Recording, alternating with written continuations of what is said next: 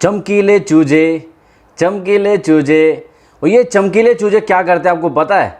ये बाल खड़े करते हैं, फिर बालों के ऊपर कलर लगाते हैं और उसके बाद जो फ़ोटो खिंचवाते हैं उसमें कर देते हैं फ़िल्टर, और फिर आते हैं आपके सामने और लेकर आते हैं एक लिप सिंक वीडियो। और उसके बाद जितने आजकल की यूथ है, यूथ भी क्या कहेंगे, मतलब चाइल्ड जो हैं लोग, बच्चे हैं जिनके हाथ में मोबाइल फ़ोन आ गया है, वो इनको बहुत गंभीरता से लेते हैं।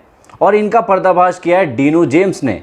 और डीनू जेम्स आपको पता ही है कि इतने टैलेंटेड आर्टिस्ट हैं। मैंने इनके जितने भी रैप सुने, जितने भी रैप सॉन्ग सुने, मैंने इनके कमाल है। तो आज इनका जो गाना है चमकीले चूजे, उसके ऊपर बात करेंगे।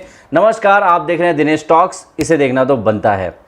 डीनू जेम्स आपको पता है हर बार, और मैं वाकई में कह सकता हूं कि डीनू जेम्स एक बेहतरीन, यानी जितने भी रैपर हैं इंडस्ट्री में अभी, उन सब में सबसे ज़्यादा टॉपिक्स पर आप कह सकते हैं कि डीनू जेम्स ने ही कवर किए हैं। बहुत सारे तरह तरह के रैप उन्होंने निकाले हैं। और फालतू की जो शोशेबाजी होती है ना, अपना नाम बड़ा रखना, जैसे रैपर्स को सिखाया जाता है, यानी हिप हॉप के कल्चर में बोला जाता है, या लोगों ने ले लिया है ऐसा हिप हॉप के कल्चर को, ऐसा है नहीं, लेकिन उसमें अपनी तारीफ ज़्यादा होती है। लेकिन डीनू जेम्स के अगर आप रैप सुनेंगे, उसमें अपनी तारीफ से ज़्यादा वो टॉपिक को कवर करते हैं। और उनके रैप में एक स्टोरी होती है, कहानी होती है। आप जितने भी रैप सॉन्ग उनके सुनेंगे, एक कहानी होती है जो निकल कर आती है और आपके दिमाग में वो घुस जाती है। तो चमकीले चूजे की बात करते हैं। चमकीले चूजे मुझे कैसा लगा? सच बात है, जो बात उन्होंने उठाई है, जो बात उन्होंने रखी है, और सबसे बड़ी बात है उन्होंने कुछ यूट्यूबर्स को भी बोला है और सही बात भी बोली है। क्योंकि देखो, जो चमकीले चूजे यानी कि जो बीड़ी के बंडल हैं, जितने भी शोशेबाजी वाले टिकटॉकर हैं, सारे टिकटॉकर की बात कोई भी नहीं करता है। ये जो फेक टिकटॉकर हैं, जिनका एक दो स्टाइल है एक तरीके से, मतलब फेमस होने का कह लीजिए, या एक तरीके से दिखने का, यानी अगर एक बंदर दिख रहा है तो सारे बंदर जैसे दिखते हैं। आप समझ के चलो कि किसी ने बाल खड़े किए तो वो भी बाल खड़े करेगा और उसके ऊपर कलर कर देगा। और ये आपका कॉमन स्टाइल आप देखेंगे, सभी लोग ऐसा करते हैं और इसलिए चमकीले चूजे नज़र आते हैं। और डीनू जेम्स ने बोला भी अपनी लाइन में कि चंदा मामा से भी दिखते हैं ये फेमस लोग। मतलब कितने फेमस हैं यार ये लोग, इतने ज़्यादा फेमस है कि मतलब इनके नाम के तो अखबार बढ़ते हैं मार्केट में, ऐसा इन्होंने दिखाया है। तो अब बात ऐसी है कि अब जब यूट्यूबर की बात डीनू जेम्स ने की है तो उन्होंने सटीक पॉइंट मारा है। और ये बात मुझे भी महसूस हुई थी, जैसे कि जितने भी यूट्यूबर्स हैं, कई सारे यूट्यूबर, जितने भी नहीं कह रहा हूँ मैं, कुछ ऐसे हैं जो व्लॉगर हैं और रैपर बनने की कोशिश कर रहे हैं। व्लॉगर कौन है?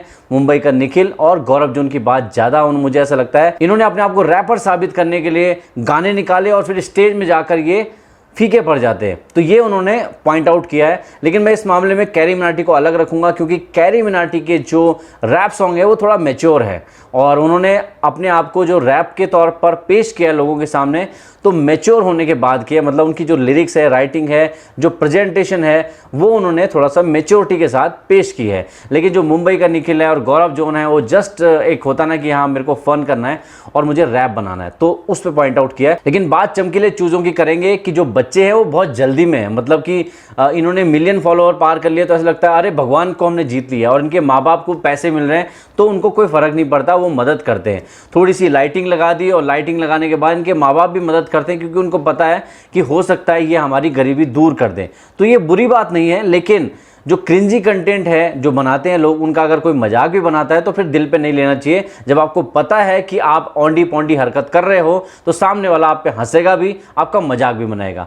तो ये चीज़ है असलियत। और चमकीले चूजे जो गाना मैंने सुना है बहुत पसंद आया मुझे, और मुझे लगता है पॉइंट पे बात करिए, बिल्कुल ज़्यादा इसमें हाइप देने की कोशिश नहीं की है। और जो सच्चाई चल रही है समाज में, आसपास देख रहे हैं हम लोग, सोशल मीडिया का जो एक नकली दुनिया बनाई है ना, स्ट्रॉबेरी दुनिया, लाला लैंड बनाया है, उस चमकीली दुनिया को दिखाने की कोशिश की है। और थोड़ी सी आई ओपनिंग भी है। जिनको समझ में आता है वो समझेंगे, जो नहीं समझ में आता वो इन्हीं चमकीले चूजों को, यानी इनको भगवान मानेंगे और इनके फॉलोअर के वजह से इनके सामने लेटे रहेंगे कि भाई प्रणाम भाई साहब, आप तो महान आदमी हो।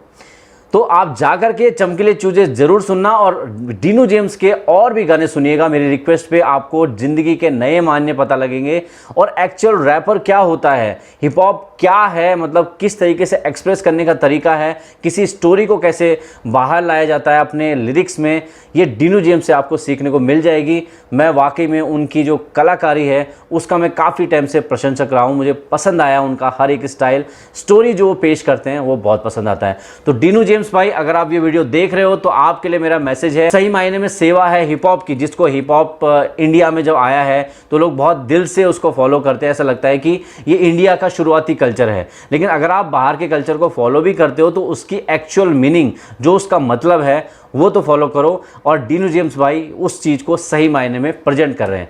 तो आप भी सुनिएगा डीनू जेम्स का चमकीले चूजे, और मुझे बताइएगा ये वीडियो आपको कैसा लगा। और मिलते हैं आपको नेक्स्ट वीडियो में, तब तक के लिए